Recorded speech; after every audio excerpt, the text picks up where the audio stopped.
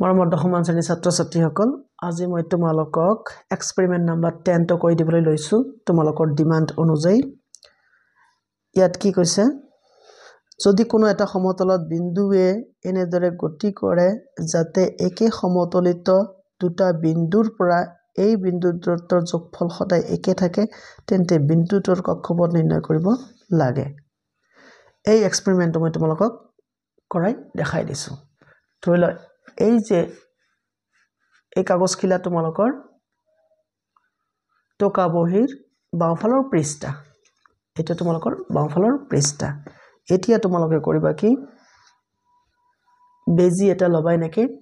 আৰু বেজিৰ লগত সুতা লগাই লবা সুতাটো ৰঙিন হলে বেছি ভাল হয় নাই আৰু সুতাটো যিমান পাৰা তোমালোকে মোটাকে লবা এইবাৰ তোমালোকে এনেকুৱা এটা কাঠি লবা সৰু এটা কাঠি লোৱাৰ পিছত তোমালোকৰ সুতা যে আছে সুতাৰ লাষ্ট মুডটো এনেকে বান্ধি লবা এনেকুৱা কৰি এটা গাঠি দিবা গাঠি দিয়াৰ পিছত ইয়াৰ খো মাজত তোমালোকে এনেকে টানকে বান্ধি দিবা আচ্ছা বান্ধি দিয়াৰ পিছত তোমালোকৰ এই টকা বহিৰ বাওঁফালৰ পৃষ্ঠাৰ প্ৰায় খো মাজত তো এনেকে তলফালে দি তোমালোকে এনেকে খুমাই দিবা এনেকে খুমাই দিলা নহয় এতিয়া তোমালোকৰ এই হেৰিটো খুব ধুনিয়াকে লাগি গল এতিয়া তোমালোকে কৰিবা কি এনেকে এটা জোখ লবা জোখ লোৱাৰ পিছত তোমালোকে বেজিডাল এনেকে খুমাই দিবা এনেকে খুমাই দিয়াৰ পিছত সুতাডাল অলপ দীঘলীয়াকৈ ৰাখি ইয়াৰ এতিয়া পিছফালে তোমালোকে কৰিবা কি আকৌ আন এটা কাঠি তোমালোকে লগাই দিবা এতিয়া চাইছা নহয় পিছফালে তোমালোকৰ এনেকা এটা কাঠি হয় এনেকুৱাকে গাঠি লগাৰ পিছত মানে তোমালোকে কেঁচি দি সুতাটো কাটি দিবা এবাৰ অলপ দূৰত কাটি দিবা যাতে তোমালোকৰ আকৌ গাঠিখিনি খোল খাই না যায় কাটি দিয়াৰ পিছত এইবাৰ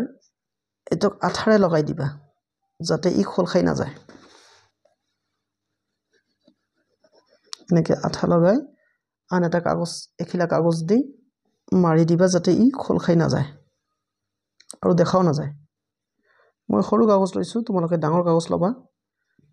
এনেকে আঠাই দি মাৰি দিলা একদম ফিক্স হৈ গল তাৰ পিছত তোমালোকৰ ইফালৰ কাঠিডাল আছে নহয় ইফালৰ কাঠিডালো তোমালোকে কৰিবা কি আঠা লগাই পুৰা মাৰি দিবা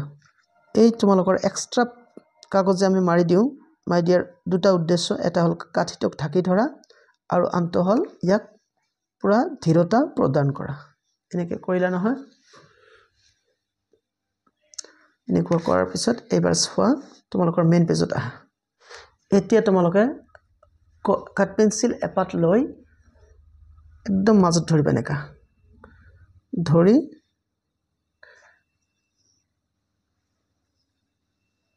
এনেকে আঁকিলে নহয়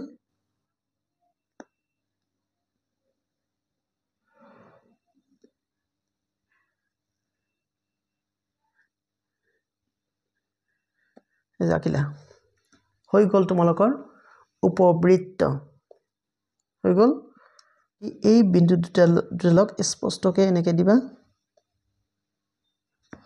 এটা নাম দিবা তোমালোকে S1 আৰু আনটো নাম দিবা S2 হৈ গল এতিয়া আৰু বেছি স্পষ্ট কৰিবৰ কাৰণে তোমালোকে কৰিবা কি স্কেল এপাত লবা এতিয়া S1 আৰু S2 সংযোগ কৰি তোমালোকে এডাল ৰেখাখণ্ড আঁকিবা আঁকিলে নহয় ইয়াৰ পৰিধিত এই উপবৃত্তাকাৰ পথৰ পৰিধিত যিকোনো এটা বিন্দু লোৱা ধৰি লোৱা P বিন্দু ললা লোৱাৰ পিছত তোমালোকে এডাল আঁচ মাৰি দিলা ঠিক তেনেকে S2 ৰ পৰা তোমালোকে এডাল আঁচ দিলা ৰেখাখণ্ড তাৰ মানে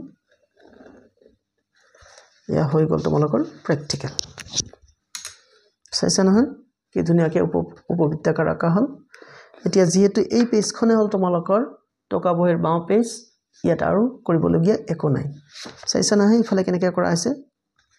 এতিয়া এনেকা নকৰিলে যদি তোমালোকে এনে গাঠি দি থকা তেন্তে যেতিয়া তোমালোকে উপবৃত্তটো আঁকিবা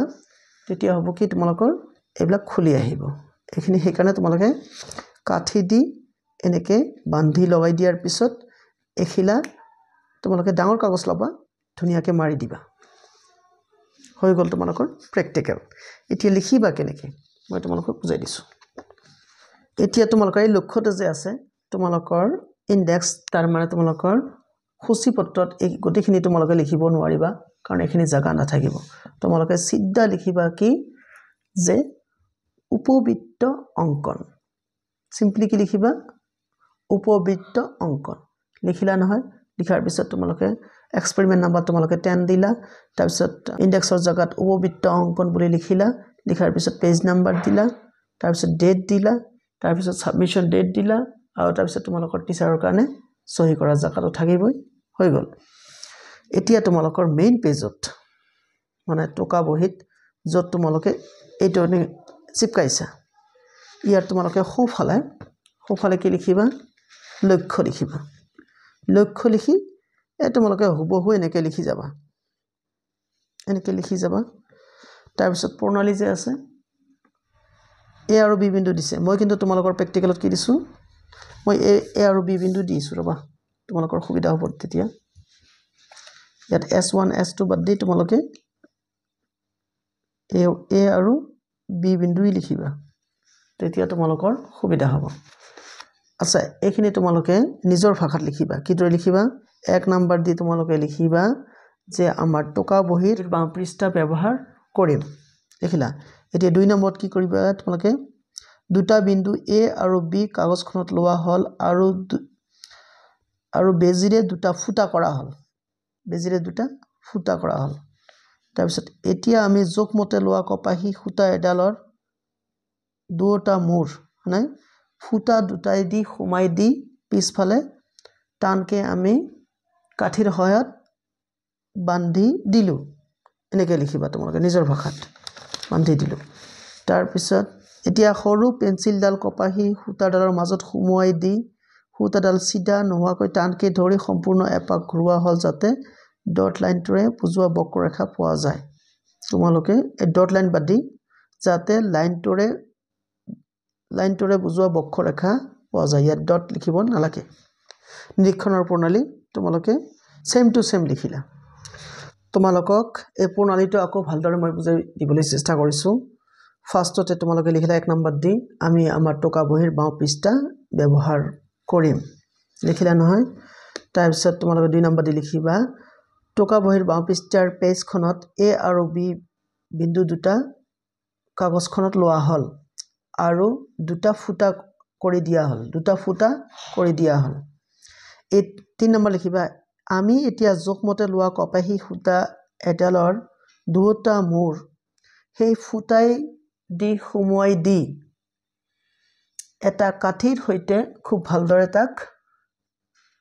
আঠা লগাই দিয়া হল এনেকে লিখিলা লিখাৰ পিছত এতিয়া সৰু পেন্সিলডাল কপাহী সূতাডালৰ মাজেৰে সোমোৱাই দি চিত্ৰত দেখুৱাৰ দৰে তোমালোকে লিখিবা সূতাডাল সিধা হোৱাকৈ টানকৈ ধৰি সম্পূৰ্ণ এপাক ঘূৰোৱা হল যাতে